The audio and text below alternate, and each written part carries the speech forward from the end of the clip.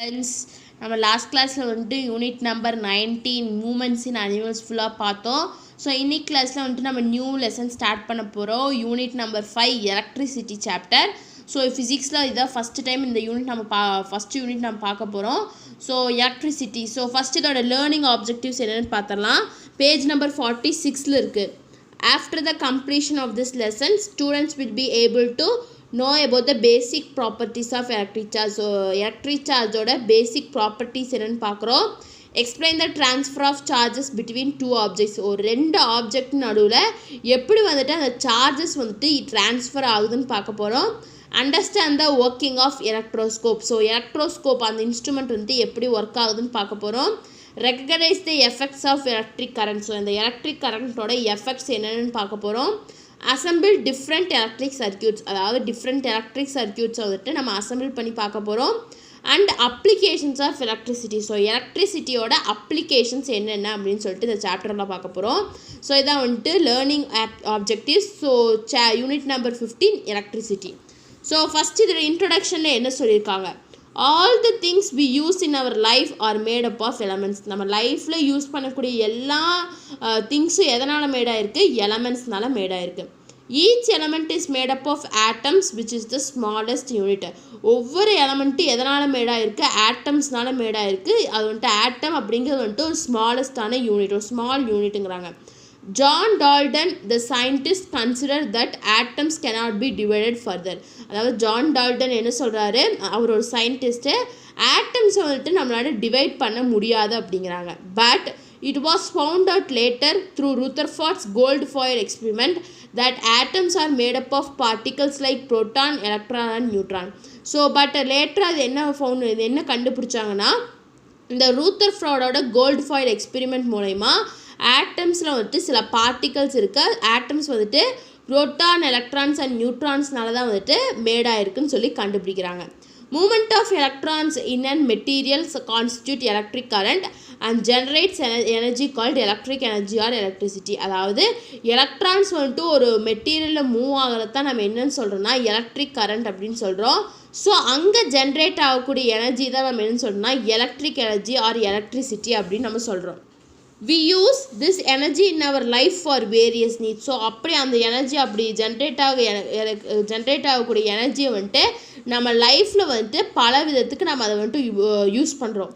Electric bulbs, fans, electric iron box, washing machine and refrigerators are some of the appliances which work with the help of electricity. So நம்ம வீட்டில் use பண்ணக்கூடிய electric bulb, fan, iron box, washing machine, அந்த fridge, so இது எல்லாமே ஒரு appliances. So எலக்ட்ரிசிட்டியோட ஹெல்ப்னால இந்த அப்ளையன்சஸ்லாம் work பண்ணுதுங்கிறாங்க. In this lesson, we will study about electric charges and how they are transformed. So இந்த லெசனில் நம்ம என்ன பார்க்க போகிறோன்னா எலக்ட்ரிக் சார்ஜஸ்னால் என்ன, அது எப்படி வந்துட்டு ட்ரான்ஸ்ஃபர் ஆகுதுன்னு பார்க்க போகிறோம். This lesson will also discover electric circuits and the effects of electric current. So இந்த லெசனில் வந்துட்டு என்ன கவர் பண்ணுதுன்னா, இன்னும் இந்த எலக்ட்ரிக் சார்ஜ் இல்லாமல் எலக்ட்ரிக் கரண்ட்னா சர்க்கியூட்னா என்ன அண்டு எஃபெக்ட்ஸ் ஆஃப் எலக்ட்ரிக் கரண்ட்டோட எஃபெக்ட்ஸ் என்னென்னு சொல்லிட்டு இந்த சாப்டரில் தான் நம்ம பார்க்க போகிறோம். ஸோ இதான் வந்துட்டு இன்ட்ரொடக்ஷனில் கொடுத்துருக்காங்க. ஸோ ஃபஸ்ட்டு என்னென்னா ஆட்டம்னா என்ன, ஃபஸ்ட்டு ஹெட்டிங் வந்துட்டு ஆட்டம்னா என்ன. An atom consists of proton, electron and neutron which are called as subatomic particles. அதாவது ஒரு ஆட்டம்னு எடுத்துட்டோம்னா அதில் வந்துட்டு புரோட்டான் இருக்கும், எலக்ட்ரான் இருக்கும், நியூட்ரானும் இருக்கும். ஸோ அதைத்தான் நம்ம என்னென்னு சொல்கிறோன்னா சப்அட்டாமிக் பார்ட்டிகல்ஸ் அப்படின்னு சொல்கிறோம். Proton and neutron are found inside the nucleus which is at the centre of an atom. அதாவது புரோட்டான் அண்ட் நியூட்ரான் எங்கே இருக்குது, நியூக்ளியஸோட சென்டர் இருக்குது. ஸோ நியூக்ளியஸ் எங்கே இருக்குது, ஆட்டத்தோட சென்டர் இருக்குதுன்னு சொல்கிறாங்க. Electrons revolve around the nucleus in the different paths called orbits. So புரோட்டானும் நியூட்ரானும் நியூக்ளியஸ் இருக்குது. ஸோ எலக்ட்ரான்ஸ் எங்கே இருக்குன்னா நியூக்ளியஸை வந்துட்டு சுற்றிக்கிட்டே இருக்கும். எந்த பாத்திரம்னா வந்துட்டு ஆர்பிட் பாத்திரம் வந்துட்டு சுற்றிக்கிட்டே இருக்குங்கிறாங்க. In an atom, the number of protons and the number of electrons will be equal. ஒரு ஆட்டத்தில் நம்ம எடுத்துட்டிங்கன்னா நம்பர் ஆஃப் ப்ரோட்டான்ஸும் நம்பர் ஆஃப் எலக்ட்ரான்ஸும் வந்துட்டு ஈக்குவலாக இருக்கும் அப்படிங்கிறாங்க. there is a force of attraction between the protons in the nucleus and electrons in the orbits. அதாவது வந்துட்டு ப்ரோட்டான்ஸ் நியூக்ளியஸில் இருக்கக்கூடிய ப்ரோட்டான்ஸுக்கும் ஆர்பிட்டில் இருக்கக்கூடிய எலக்ட்ரான்ஸுக்கும் வந்துட்டு ஒரு ஃபோர்ஸ் ஆஃப் அட்ராக்ஷன் வந்துட்டு இருக்கும் அப்படிங்கிறாங்க. Electrons in the inner orbits are strongly attracted by the protons and they cannot be removed from the atom easily. So inner ஆர்பிட்டில் இருக்கக்கூடிய எலக்ட்ரான்ஸ் வந்துட்டு எதை அட்ராக்ட் பண்ணுன்னா ப்ரோட்டான்ஸ் வந்துட்டு ரொம்ப ஸ்ட்ராங்காக அட்ராக்ட் பண்ணும் and they cannot be remove from the atom easily. So அப்போ அந்த எலக்ட்ரானை வந்துட்டு நம்மளால் ஈஸியாக ஆட்டத்துலேருந்து ரிமூவ் பண்ண முடியாது. But the electrons in the outermost orbits are loosely bound. ஆனால் வந்துட்டு எலக்ட்ரான்ஸ் அவுட்டர்மோஸ்ட் ஆர்பிட்ஸில் இருக்கக்கூடிய எலக்ட்ரான்ஸ் வந்துட்டு ரொம்பவே லூஸ்லி பவுண்டாக இருக்கும். ஸோ அதனால் வந்துட்டு நம்மளால் அதை வந்துட்டு ஈஸியாக வந்துட்டு ஒரு ஆட்டத்துலேருந்து ரிமூவ் பண்ண முடியும்னு சொல்கிறாங்க. ஸோ ஆட்டம்னு பார்க்கும்போது ஆட்டம் வந்துட்டு ப்ரோட்டான் நியூட்ரான் அண்ட் எலக்ட்ரானால மேடாயிருக்கு. ஸோ அதைத்தான் நம்ம என்னென்னு சொல்கிறோம்னா சப் அட்டாமிக் பார்ட்டிகல்ஸ்ன்னு சொல்கிறோம். ஸோ வந்துட்டு இந்த ப்ரோட்டானும் நியூட்ரானும் வந்துட்டு ஆட்டத்தில் இருக்கக்கூடிய நியூக்ளியஸில் இருக்குது. எலக்ட்ரான் வந்துட்டு அந்த நியூக்ளியஸை வந்துட்டு ஆர்பிட் அந்த பாத்தில் வந்துட்டு சுற்றி ரிவால்வ் பண்ணிகிட்ருக்கு. ஸோ ஒரு ஆட்டத்தில் இருக்கக்கூடிய நம்பர் ஆஃப் ப்ரோட்டான்ஸும் நம்பர் ஆஃப் எலக்ட்ரான்ஸும் வந்துட்டு ஈக்குவலாக இருக்குன்னு சொல்கிறாங்க. ப்ரோட்டான்ஸுக்கும் எலக்ட்ரான்ஸுக்கும் இடையில வந்துட்டு ஒரு ஃபோர்ஸ் ஆஃப் அட்ராக்ஷன் இருக்குங்கிறாங்க. ஸோ இன்னர் ஆர்பிட்ஸில் இருக்கக்கூடிய எலக்ட்ரான்ஸை வந்துட்டு ஆட்டத்துலேருந்து ரிமூவ் பண்ணுறதுங்கிறது வந்துட்டு ரொம்பவே கஷ்டம். ஆனால் வந்துட்டு அவுட்டர்மோஸ்ட் ஆர்பிட்டலில் இருக்கக்கூடிய எலக்ட்ரான்ஸை வந்துட்டு நம்மளால் ஈஸியாக வந்துட்டு ஒரு ஆட்டத்துலேருந்து ரிமூவ் பண்ண முடியும் அப்படிங்கிறாங்க. ஸோ பாருங்கள் இதுதான் வந்துட்டு நியூக்ளியஸ். ஸோ இந்த நியூக்ளியஸை சுற்றி இதெல்லாம் ஒவ்வொரு எலக்ட்ரான், இது ஆர்பிட் பாத். ஸோ அதை சுற்றிக்கிட்டு இருக்கு. ஸோ இது வந்துட்டு நியூட்ரான் அண்ட் இது வந்துட்டு ப்ரோட்டான். ஓகேவா, இதான் வந்துட்டு ஆட்டத்தோட ஸ்ட்ரக்சர் ஆட்டம் மாடல் சொல்லியிருக்காங்க. ஸோ நெக்ஸ்ட் என்ன பார்க்க போகிறோன்னா சார்ஜஸ் அப்படின்னா என்ன, positive charge and negative charge 2 charge இருக்குது. ஸோ அப்படின்னா என்ன? Charge or electric charge is the basic property of matter that causes object to attract or repel each other. அதாவது சார்ஜ் இல்லாட்டி எலக்ட்ரிக் சார்ஜ் அப்படிங்கிறது வந்துட்டு ஒரு மேட்டரோட பேசிக்கான ப்ராப்பர்ட்டின்னு சொல்கிறாங்க. ஸோ அதுதான் வந்துட்டு ஆப்ஜெக்ட் ஒன்று அட்ராக்ட் ஆகிறக்கும் இல்லாட்டி ரிப்பல் விலகி போகிறக்கும் இல்லாட்டி ஒரே இதில் வரக்கும் காரணமாக இருக்குங்கிறாங்க. It is carried out by the subatomic particles like protons and electrons. So இது எதனால் நடக்கும்னா subatomic particlesனால protons and electronsனால இது நடக்குங்கிறாங்க. Charges can neither be created nor be destroyed. So charges நம்மளால் க்ரியேட் பண்ணவும் முடியாது, அதை வந்துட்டு நம்மளால் டிஸ்ட்ராய் பண்ணவும் முடியாது. There are 2 types of charges. So 2 type of charge இருக்குது. ஒன்று வந்துட்டு positive charge and another one is negative charge. Protons carry positive charge and the electrons carry negative charge. So protons வந்துட்டு பாசிட்டிவ் சார்ஜை carry பண்ணும், electrons வந்துட்டு negative சார்ஜை carry பண்ணுங்கிறாங்க. There is a force of attraction or repulsion between the charges. So 2 charge எடுத்துக்கிட்டோம் அப்படின்னா வந்துட்டு அங்கே வந்துட்டு ரெப்பல்ஷன் இருக்கும் இல்லாட்டி அட்ராக்ஷன். ஸோ இந்த 2 ஃபோர்ஸில் வந்துட்டு ஏதாச்சும் ஒரு ஃபோர்ஸ் வந்துட்டு இருக்குங்கிறாங்க.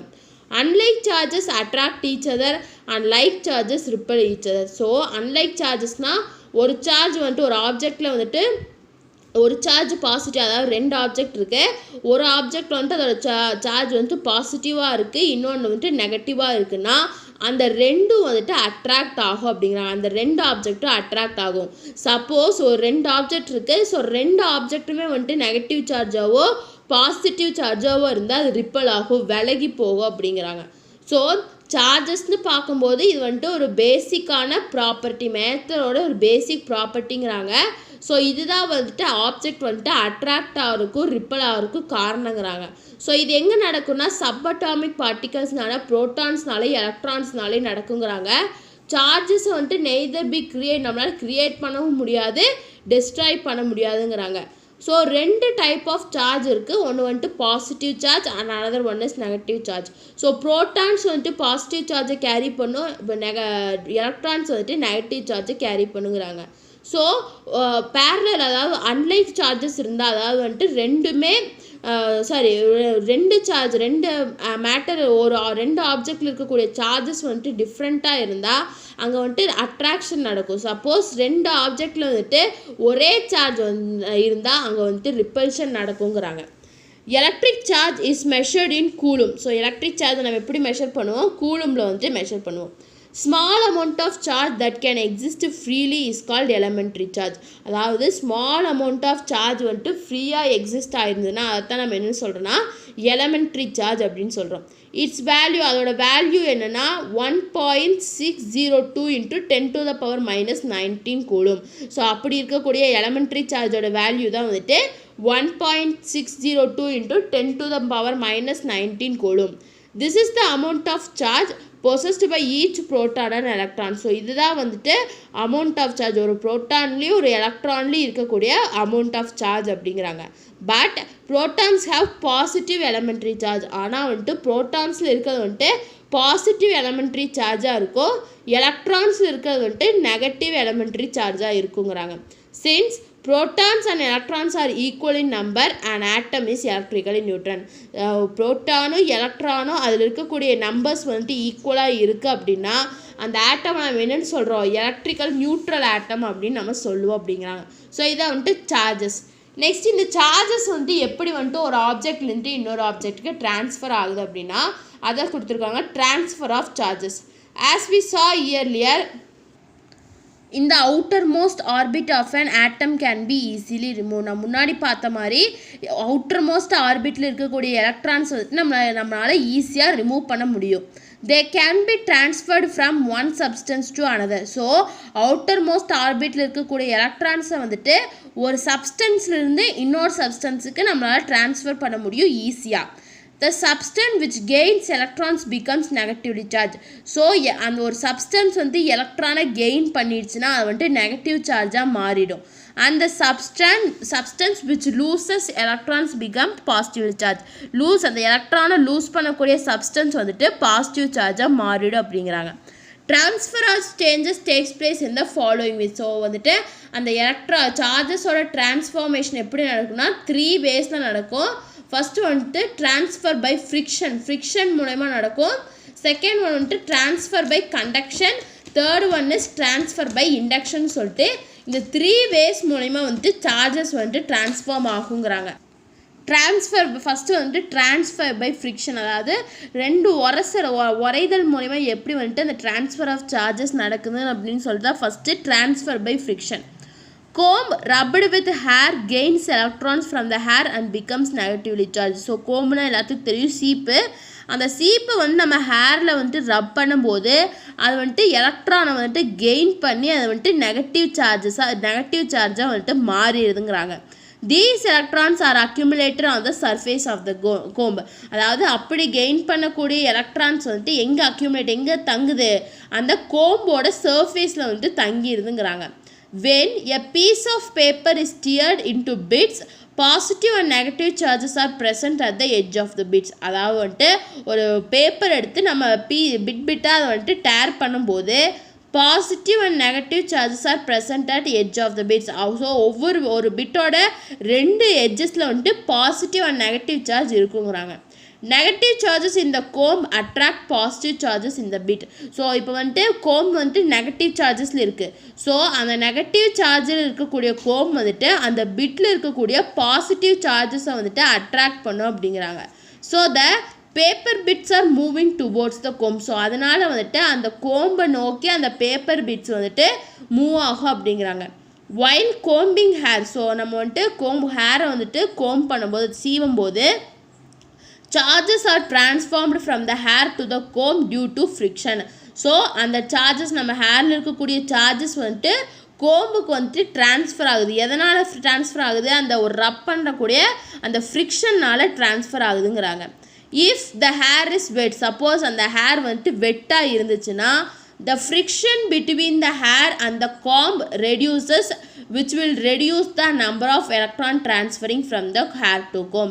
சப்போஸ் நம்ம ஹேர் வந்துட்டு வெட்டாக இருந்ததுன்னா அந்த ஹேருக்கும் கோம்புக்கும் இடையில நடக்கக்கூடிய ஃப்ரிக்ஷன் வந்து ரெடியூஸ் ஆகி அந்த எலக்ட்ரான் ட்ரான்ஸ்ஃபர் வந்துட்டு ரெடியூஸ் ஆகும் அப்படிங்கிறாங்க.